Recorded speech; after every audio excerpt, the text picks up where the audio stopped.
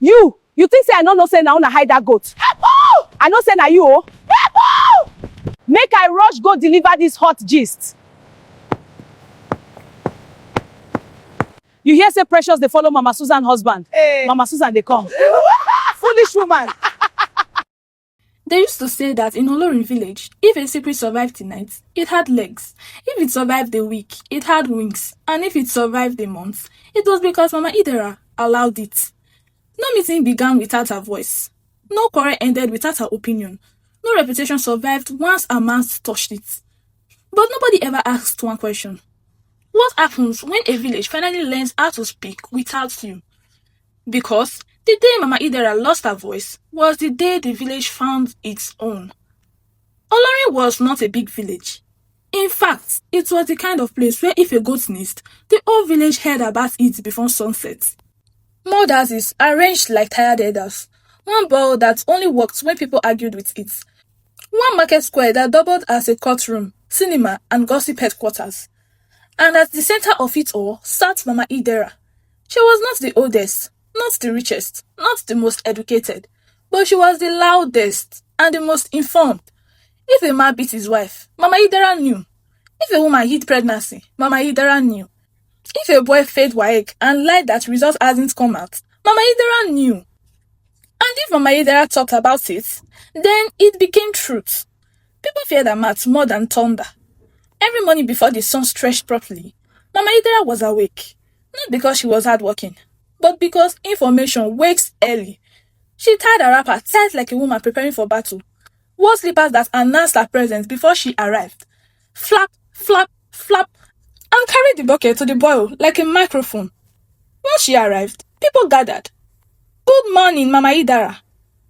She never answered immediately. She liked to be settled first. Then she would clear her throat. Have you people heard? That sentence alone could stop sweeping, cooking, even prayer. What happened? Someone would ask, already leaning forward. Mama Idera would sigh. I don't like talking, no, but that was a lie that fed the village. Her husband, Baba Kunle, hated it. Woman, he warned her one morning, your mouth will put us inside trouble. She laughed. If people don't want their matter outside, they should behave. That sentence was her shield, her excuse, her crown. But Baba Kunle saw what others didn't. A mouth that never rests eventually bites its owner. Everything changed the afternoon a dusty car entered Olorin.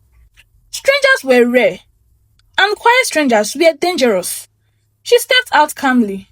Average height, simple clothes, eyes that looked like they listened more than they spoke. I'm called Sewa, she said softly. Mama Idera narrowed her eyes. Quiet people always carried heavy stories. Sewa greeted everyone, swept her frontage, fetched water without fighting, never asked questions. And worst of all, she listened. Mama Idera didn't like listeners. Listeners remembered. At first, Mama Idera spoke at Sewa. Then she spoke to her. Shebi, you noticed that Tisha Ade has not been coming home early again. Sewa nodded. Marriage is hard, she said simply. That response felt strange. No seasoning, no exaggeration, no judgment.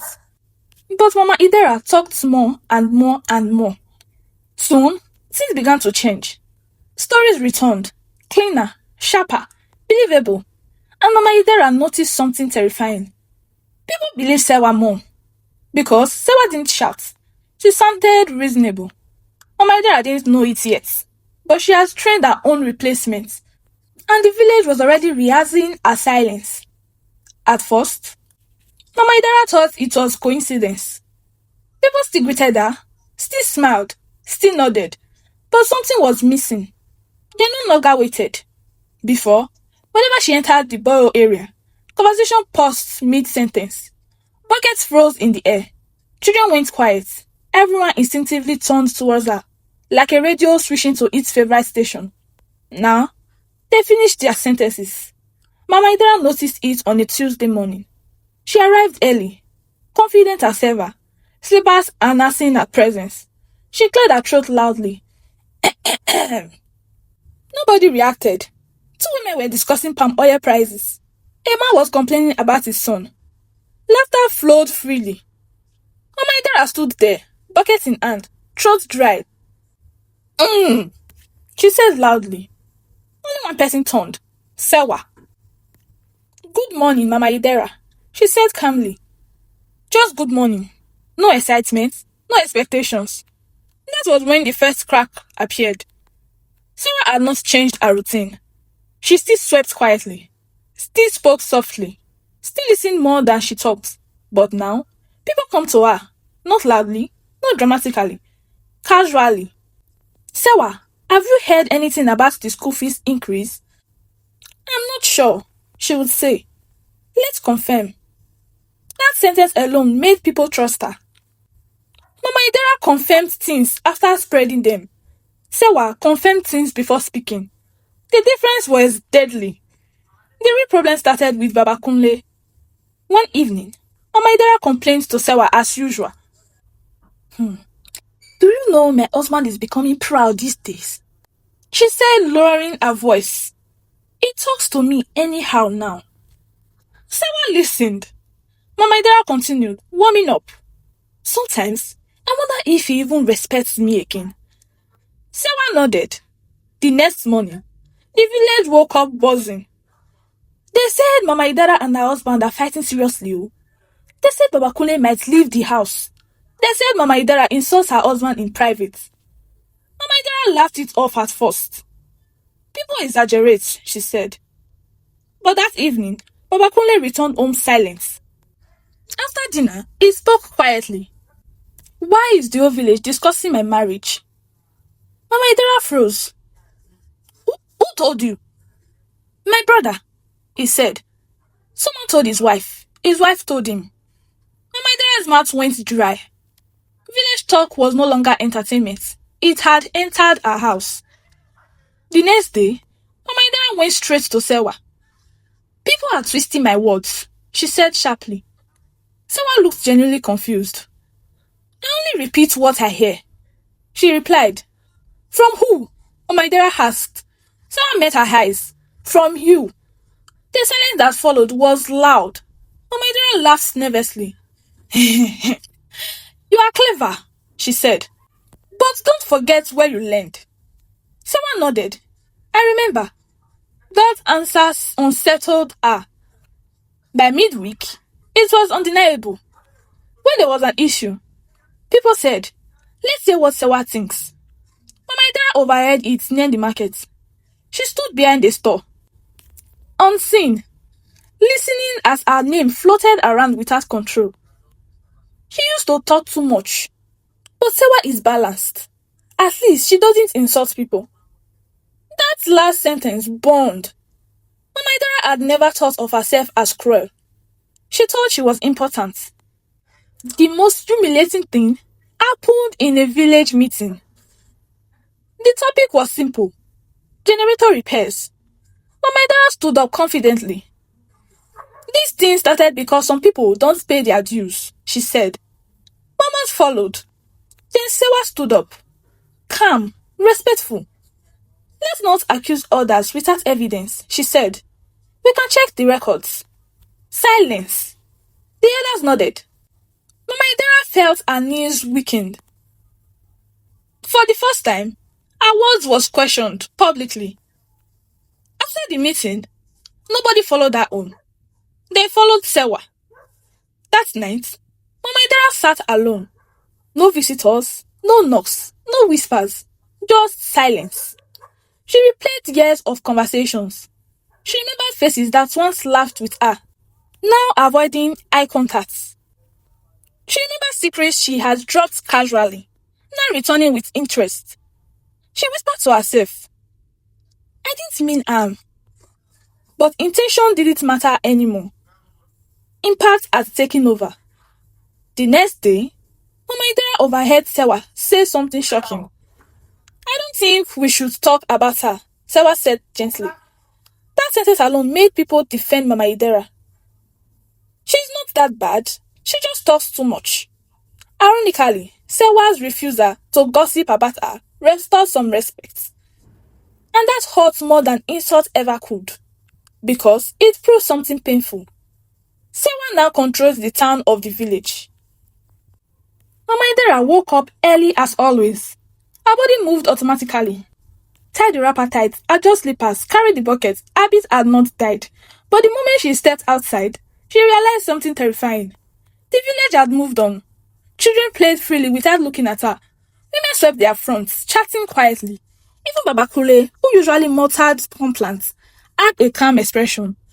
And there, at the bowl, was Sewa, quietly listening to two neighbors talk about maize prices. Mama Idera's heart sank. Her kingdom, her voice was gone. She tried anyway. Clearing her throat, she called out, "Good morning, oh! Who has news for me today?" No one responded. She repeated, louder this time. "I said, who has news for me?" People glanced, then returned to their tasks. Even Babakule shook his head, half amused, half annoyed. Mama Idera froze. She felt invisible. Her words no longer shaped reality. Instead, they hovered in the air. Meaningless echoes. Someone noticed her hesitation and approached quietly. "Good morning," she said. Mama Idera forced a stiff smile.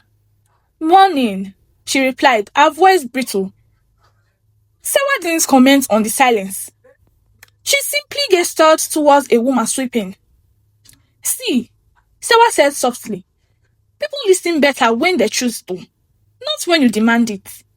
Mama Idera felt a sting deeper than insult. All her years of shouting, explaining, and pointing fingers had taught her nothing about influence. Sewa's calm had done what her voice never could: earn respect. Over the next few days, Mama Idera observed quietly. People approached Sewa with questions. Even conflicts were resolved calmly. And when someone made a mistake, Sewa spoke softly. "No need for blame," she said. "Let's correct it together." Contrast that with Mama Idera's old style: accusations, exaggerations, immediate judgments. Mama Idera realized she had been a collector of stories, not a builder of trust. Sewa, meanwhile, was a weaver of understanding. It happened during the weekly village council. A goat had gone missing, and Mama Idera was ready with her usual flair. "That boy family must be hiding that goat. I told you all they cannot be trusted." Before she could finish, Sewa spoke. "Let's check calmly. Perhaps it wandered away. Let's listen to everyone's side." The council paused.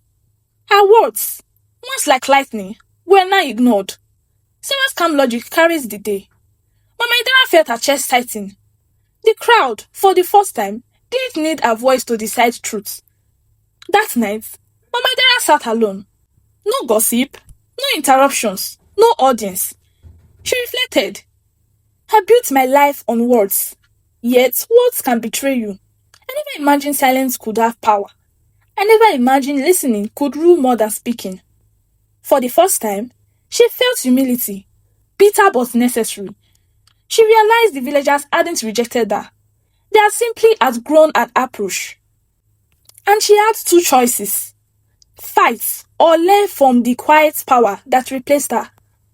The next morning, Mama Idera approached Sewa with her bucket. "Teach me," she said simply. Sewa raised an eyebrow. "You want to learn?" she asked softly. Mama Idera nodded. "I want to speak, but also be heard without fear or judgment." Sewa smiled. "You already know how to observe," she said. "Now, learn to listen with purpose, not to repeat." Mama Idera felt a weight lift. She had finally found a way to reclaim influence, not through fear, but through trust. Over weeks, Mama Idera transformed. She still noticed secrets. She still had opinions. But she spoke differently, calmly, gently, thoughtfully. The villagers noticed immediately. People smiled. Children listened. Neighbors nodded. Her reputation didn't vanish. It evolved. One evening, sitting with Sewa on the bench near the bowl, Mama Idera whispered, "Words are dangerous.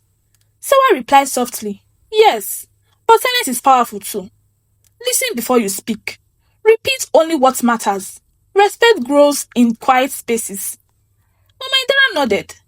Finally, she understood. Influence doesn't come from loudness. Respect doesn't come from fear. True power comes from patience, observation, and discernment. Weeks later, Mama Indira walked past the borehole. Children played, neighbors chatted. She smiled quietly. She no longer needed to control the story. Now, she could choose when to speak and when to let silence teach. Sewa passed by and said softly, "Good morning, Mama Idera." "Good morning," Mama Idera replied. And this time, it felt light. For the first time, silence was not punishment, it was learning. And the village, it thrived. Words leave your mouth before they may return in another voice. Listen first, speak second, and respect will follow. So we've come to the end of today's story, my dearest besties. I don't really have much moral lessons to drop today. I have only a few things to say. Not everything you hear as a person, you have to say. You're not supposed to say everything you hear. And secondly, you should confirm before even passing rumors. Because most of the things we hear, especially on social media, most of the things we see aren't true. So we shouldn't just speak because we want to speak. We should listen and understand before talking. And another thing, don't judge people with their issues. Just because you hear something about someone doesn't mean you should judge them. You should find out. You should hear from both parties before judging. And judgment isn't supposed to be yours. Leave judgment for God, please. Wayalao. Because you people should please leave judgment for God. So today's story teaches that not everything you're supposed to say and gossip isn't good, because when it finally gets to your turn, you won't like it. Just saw what happened to Mama Idera. She was gossiping about others, but when it got to her turn, she felt bad. So please don't do to others what you wouldn't want to be done to you. I leave you with this lesson today, and I would love to hear from you what you learned from this story. Please drop in the comment section. As you all know, I always love to read from you. Please and please drop your comments. And today's shout out is for my dearest subscribers, my new subscribers and my new followers. May God continue to bless you. And to my dearest besties who have subscribed and followed me before, may God also continue to bless you, because I see you engaged on my video. I see how you engaged on my videos, how you like, your likes, your comments, your shares, your reposts. May God continue to bless you abundantly. Thank you very much. Thank you. Please do not forget to share these stories out with your loved ones, your friends, family members, and enemies, because trust me, your enemies deserve good stories from me. Do not forget to subscribe to this YouTube channel and give the story a thumbs up. Don't forget to turn on your notification bell so that when I post good, amazing stories just like this, you will be among the first people to get notified. And if you want me to give you a shout out or a special hug, you can simply drop your name and where you're watching from in the comment section. And if you love what African Tales by Sonia is doing on this platform and you wish to support me, you can simply buy me a coffee by using the link on my bio. May God bless you as you do so. And if you've not joined the Sonia community yet, what are you waiting for? Please and please join us. I'm begging you, should I buy bubble for you? Please join the Sonia community, and trust me, it won't cost you a dime. All you have to do is to subscribe to this channel and you are part of my besties. Please and please join our community. We would really love to see you on our community list. Thank you, and God bless you so much.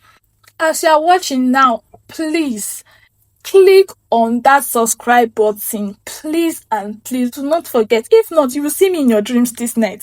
I'm not even kidding. Please, now don't you want YouTube to monetize my account? Please and please show your support. Please subscribe. Thank you so much, and God bless you for watching this video till the end. And remember, make yourself the priority.